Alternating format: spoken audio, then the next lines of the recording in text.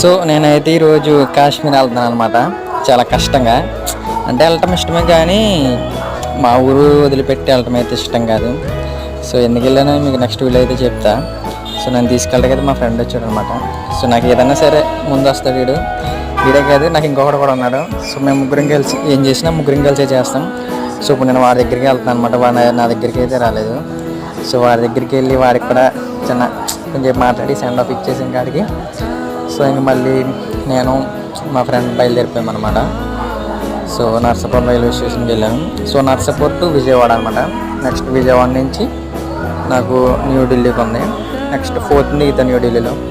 మళ్ళీ 4th New Delhi to నాకు కాశ్మీర్ ఉందన్నమాట. సో ఇంకైతే నేను రీచ్ అయిపోయాను నర్సాపురంకి.